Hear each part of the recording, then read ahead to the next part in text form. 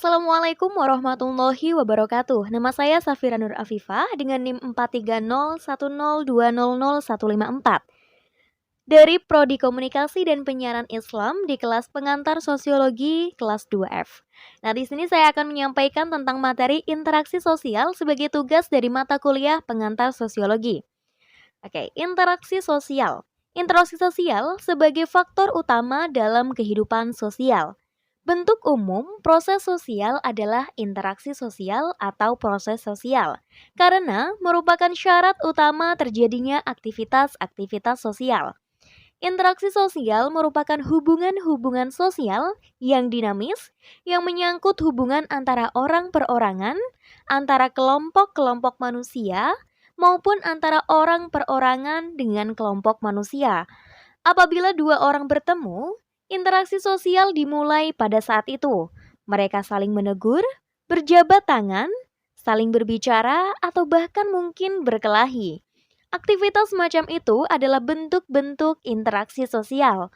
Berlangsungnya suatu proses interaksi didasarkan pada berbagai faktor, antara lain faktor imitasi, sugesti, identifikasi, dan juga simpati.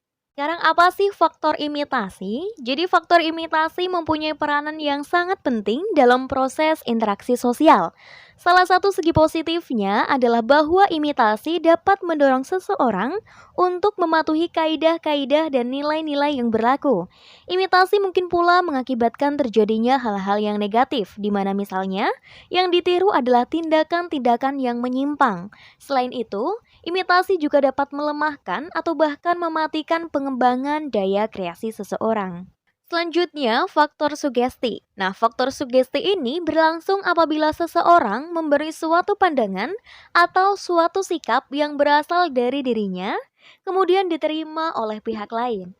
Proses sugesti terjadi apabila orang yang memberikan pandangan adalah orang yang berwibawa, atau mungkin karena sifatnya yang otoriter. Mungkin pula sugesti terjadi oleh sebab yang memberikan pandangan atau sikap merupakan bagian terbesar dari kelompok yang bersangkutan atau masyarakat. Selanjutnya adalah faktor identifikasi. Nah, identifikasi adalah kecenderungan-kecenderungan atau keinginan-keinginan dalam diri seseorang untuk menjadi sama dengan pihak lain. Identifikasi sifatnya lebih mendalam daripada imitasi karena kepribadian seseorang dapat terbentuk atas dasar proses ini.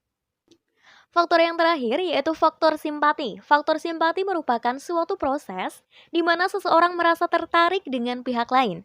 Di dalam proses ini, perasaan memegang peranan yang sangat penting. Walaupun dorongan utama pada simpati adalah keinginan untuk memahami pihak lain dan untuk bekerja sama dengannya. Selanjutnya, syarat-syarat terjadinya interaksi sosial. Nah, suatu interaksi sosial tidak akan mungkin terjadi apabila tidak memenuhi dua syarat. Yang pertama, adanya kontak sosial. Kontak sosial secara harfiah berarti bersama-sama menyentuh secara fisik. Sedangkan secara sosiologis, kontak tidak harus bersentuhan secara fisik.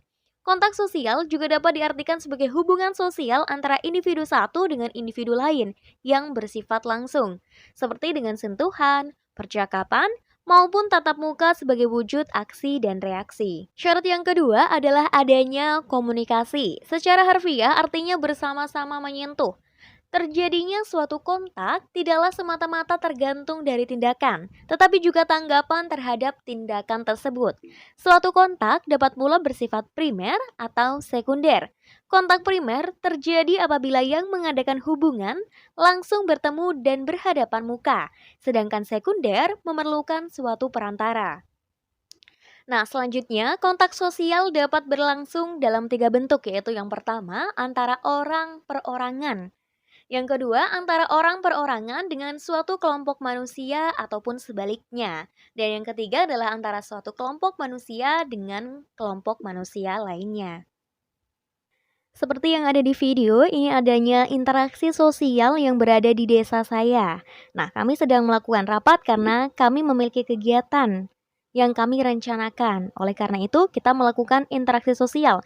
Kenapa bisa saya sebut interaksi sosial? Karena memenuhi syarat-syarat terjadinya interaksi sosial, yaitu adanya kontak sosial dan juga adanya komunikasi. Demikian yang dapat saya sampaikan, kurang lebihnya mohon maaf. Wassalamualaikum warahmatullahi wabarakatuh.